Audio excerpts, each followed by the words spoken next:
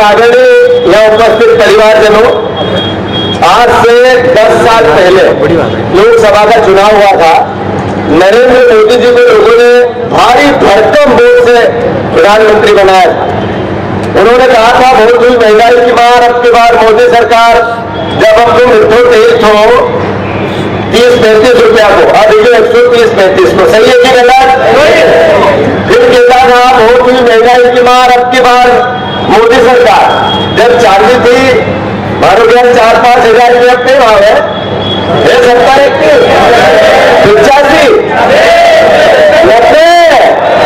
जो मोदी ने दूर कर दिया, चांसेस है कि नहीं कर दिया? बहुत हुई महंगाई की मार, अब की बार मोदी सरकार, ये नारा था। फिर कहता था बहुत हुई बेरोजगारी की मार, अब की बार मोदी सरकार 2 करोड़ रोजगार, हमारा कोई एक आध छोड़ा कर नौकरी मिली, अरे 55 लाख मिलेगी होगी। अच्छा ये पत्रकार बंधु आपके रिश्तेदारों किसी को मिली? किसी को नहीं मिली। अच्छा चलो कोई बात नहीं। फिर कहते थे कालाधन स्विस बैंक 15-15 लाख मुफ्त में मिल जाएंगे। याद है तुम्हारी आवाज 10 साल पहला की? बीजेपी वाला चिल्लाता था, याद है या नहीं है? तो एक आध का खाता में आया, बिना दुकान वाला भैया का तुम्हारा बूथ वाला आया नहीं है? चलो कोई बात नहीं, यहां भी चलो। फिर मोदी जी कहते थे मैं खाऊंगा मैं खाने दूंगा, मेरे आगे भी कोई नहीं और मेरे पीछे भी कोई नहीं है। याद है तुम्हारी आवाज?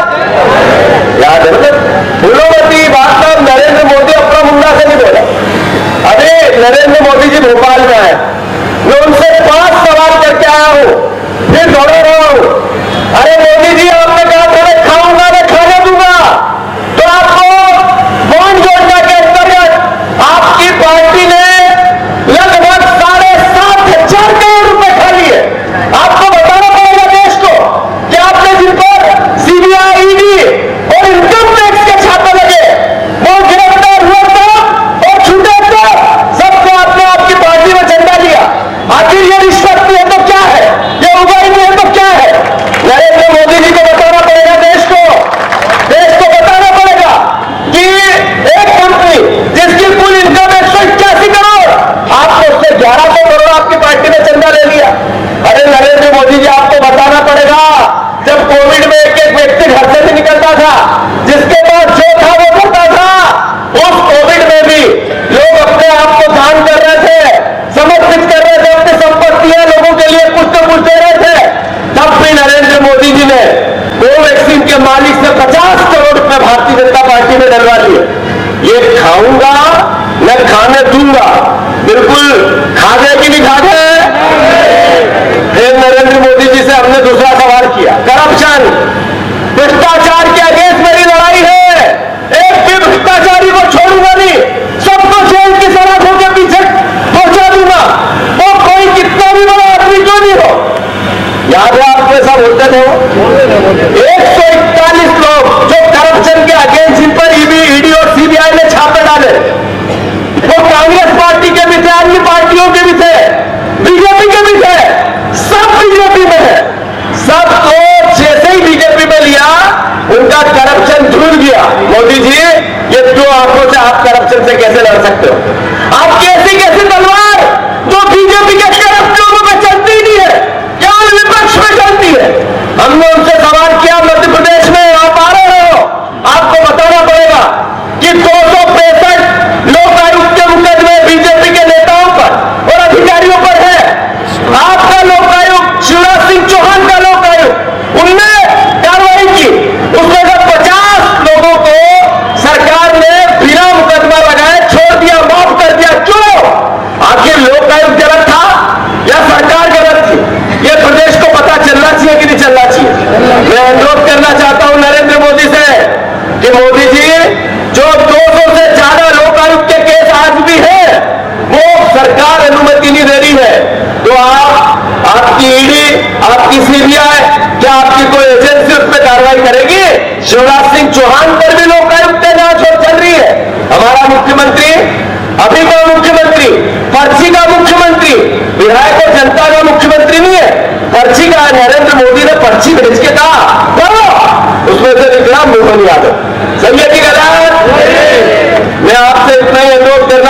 नोटबंदी, नरेंद्र मोदी जी ने कहा था देश को नोटबंदी से नुकसान हो। मेरे भाइयों बहनों, मुझे 60 दिन दे दो, 60 दिन। अगर नोटबंदी से मेरी नियत में कोई खोट दिखे, अगर मेरी नियत में कोई आपको किसी प्रकार की दुर्भावना दिखे, तो मैं जो चाहोगे उस चौराहे पे आऊंगा और आप जो सजा दोगे वो मैं भुगतने को तैयार हूं। याद है या नहीं है? नोटबंदी में कितने लोग बेघर हो गए, नोटबंदी से कितने परिवार का जीवन यापन संकट में आ गया, कितने नोटबंदी से माता बहनों के पैसे चले गए, चांदियां बिक गई। सही है कि गलत? कौन से चौराहे पर आए नरेंद्र मोदी?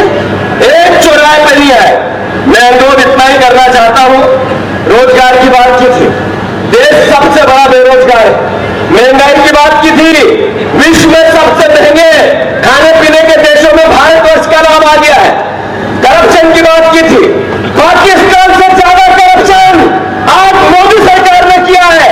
उन्होंने बात की थी इस देश को अलग से नया भारत, न्यू इंडिया बनाने, एक न्यू इंडिया के साथ साथ अच्छे दिन की बात करने वाले नरेंद्र मोदी आज ये देश को नहीं बता पा रहे हैं कि 58 रुपया डॉलर की कीमत थी, डॉलर की, ये 85 रुपए कैसे चली गई।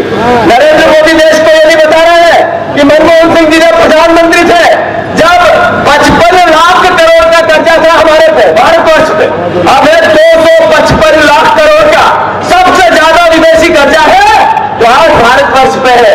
इन सवालों के जवाब नरेंद्र मोदी जी के पास नहीं है। मैं तो बस इतना ही कहना चाहता हूं, एक तरफ है हमारे अलीराजपुर के जो बहन है उनका पति नागर, दूसरी तरफ है कांतिलाल भूरिया। कांतिलाल भूरिया जी थे, केंद्र में मंत्री बने, देश के सबसे बड़े आदिवासी नेता है, सबसे बड़े आदिवासी नेता। हमारे झाबुआ रतलाम की शान है, नाम है, हमारा मुकुट है। हमारा मुकुट गिरने दोगे आप लोग? पीछे से बताओ, हमारा मुकुट आदिवासियों की पहचान, आदिवासियों की पहचान है कांतिलाल भूरिया।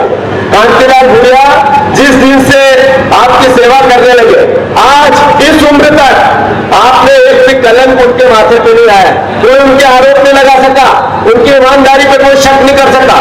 अरे बीजेपी के लोग भी कांतिलाल भूरिया के लिए उंगली उठा के कुछ नहीं बोल सकते।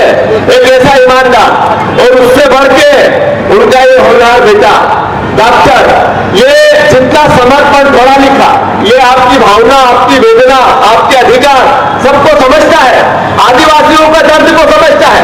हमारे प्रदेश का युवाओं का सबसे बड़ा नेता है आदिवासियों में।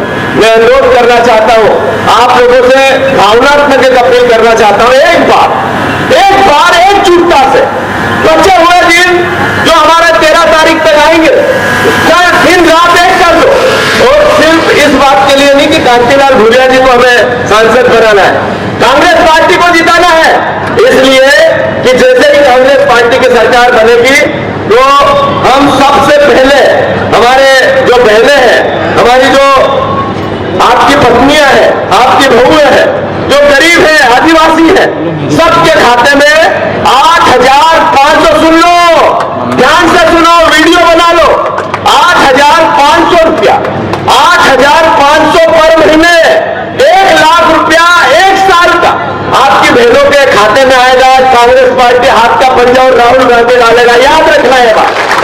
इसलिए आप लोगों को कांतिलाल भूरिया जी को सांसद बनाना है कि जब हम मजदूरी करते हैं तो 200, 250, 300, 350, जिसका जो मन आ जाए वो। पर कांग्रेस नियम बना दिया 400 रुपए से नीचे कोई मजदूर को कभी भी कोई भी व्यक्ति दे ही नहीं सकता। और साथ साथ इतना ही नहीं है कि 400 रुपए मिनिमम मजदूरी है, सबके बीमे होंगे, जितने मजदूरी करते हैं इनके बीमे होंगे। कोई घटना हो गई, दुर्घटना हो गई, कोई परेशानी आ गई घर परिवार में, तो 10 लाख रुपए तक का आपको उसमें मुआवजा मिलेगा। याद रखना, एक परिवार को, आदिवासी परिवार को मिलेगा। आपको मैं अनुरोध करना चाहता हूं कि जो युवा है, पढ़ा लिखा है, जिसने ग्रेजुएशन कर लिया, नौकरी नहीं मिली, वो दौड़ रहा है 1 लाख के पदों के लिए, परीक्षा इंदौर में दे रहा है, उन बच्चों के लिए 1 लाख रुपए साल, 8,500 रुपया हाथ का पंजा कांग्रेस पार्टी, कांतिलाल भूरिया आपके खाते में डालेगा, बच्चों के खाते में डालेगा। याद रखना, मैं अनुरोध करना 30 लाख नौकरियां, 30 लाख, जिसमें ST SC की हमारी जो 1 लाख के पद है, जो पढ़े लिखे बच्चे हैं वो ध्यान रखते होंगे इस बात का, उनकी नौकरियां भरने का वचन हमने ले लिया है। मैं इतना ही कहना चाहता हूं, जो किसान है, कितने भाई है जो किसान क्रेडिट कार्ड लेते, हाथ ऊंचा करो। किसान क्रेडिट कार्ड जिनका भी है 2 लाख रुपए तक का, जैसे ही पंजे की सरकार बनेगी भुरिया जी, ये नेता भी सुन लो, किसान क्रेडिट कार्ड सबके एक तरफ से ऋण माफ करेगी कांग्रेस पार्टी, आप लोगों का याद रख लेना। मैं इतना ही कहना चाहता हूं अंत में कि ये सब बातें आपके लिए है, पर होगी कब? जब पंजा जीतेगा। होगी कब? अभी मंत्री है सामने वाला, बीजेपी के पास बहुत पैसा है, पैसे की तो बाढ़ आ गई, 5-6 हजार करोड़ रुपया अभी तक नगद पकड़ा गया, 6,000 करोड़, एक पूरा कमरा भरा जाए इतना नगद पकड़ा गया बीजेपी। इतने पैसे लाएंगे, आपको घर घर देंगे। मैं मना नहीं करता हूं क्या करना है, मैं बताऊंगा नहीं, पर कुछ भी करने के बाद वोट क्या देना है तो याद रखना। जो अभी भुरिया जी ने नारा लगाया था, देश के प्रधानमंत्री ने 10 साल में क्या किया वो बता नहीं पाते। मोदी जी अब क्या उन्होंने डिलीवर किया दिया देश को, वो बोल नहीं पाते। अब वो क्या बोलते हैं? अब बोलते हैं मांस, मटन, मुसलमान, मंगलसूत्र, घुसपैठिए, ज्यादा बच्चे, माओवादी, अर्बन नक्सल, ऐसी भाषा। विश्व का ग्लोबल नेता बनना, दुनिया का सबसे लोकप्रिय नेता, ऐसी भाषा शर्म नहीं आती उनको? अरे इस तरह का अगर देश का प्रधानमंत्री सर का मस्तक होता है, देश के प्रधानमंत्री हमारे विरोधी है और हमारे दुश्मन नहीं है, वो दूसरी विचारधारा के हैं, हम उनसे नफरत नहीं करते हैं, हम उनके विचार के खिलाफ लड़ते हैं। वो आरक्षण समाप्त करना चाहते हैं, हम सब आरक्षण बचाना चाहते हैं, बचाओगे कि नहीं बचाओगे? वो लोकतंत्र समाप्त करना चाहते हैं, हम लोकतंत्र बचाना चाहते हैं कि नहीं चाहते? वो इस वोट के अधिकार को समाप्त करना चाहते हैं। अभी सूरत गुजरात में एक सीट थी, वहां पर सारे प्रत्याशियों से एक का छोड़ के वापस नाम ले लिए, जैसा अपन सरपंच के चुनाव में करते हैं कि नहीं करते। अब वह चुनाव नहीं हो रहा, जनता घर बैठी है, कोई वोट मांगने नहीं आ रहा है। उनने बिना वोट का सांसद सूरत से पहला नरेंद्र मोदी जी ने बनवा दिया है। वो पूरा देश बिना वोट से सरकार बनाना चाहते हैं, याद रख लेना आप लोग। तो आप वोट की सरकार चाहिए या बिना वोट की? बस इस भावना को याद रखते हुए मैं अनुरोध करता हूं कि 75 साल के अमृत महोत्सव के इस साल में हम सब की ड्यूटी है कि लोकतंत्र की रक्षा करें, ये पत्रकार बंधुओं की लेखनी की रक्षा करें, इनकी आवाज बने, ये ताकत से लिखते रहे। हमने भी कमियों को बताया और बीजेपी की भी कमी बताए, सरकार से सवाल पूछे, विपक्ष को सहयोग करे। इसलिए आप सबकी, हम सबकी जिम्मेवारी है कि हम सब पंजे को जिताएं। विक्रांत भुरिया, हर दिया इधर आप, महेश दिया इधर आप, मुकेश इधर आप, तीनों चारों आप, ये सब सगे भाई हैं, एकजुट है पूरी पार्टी, एकजुट, एक साथ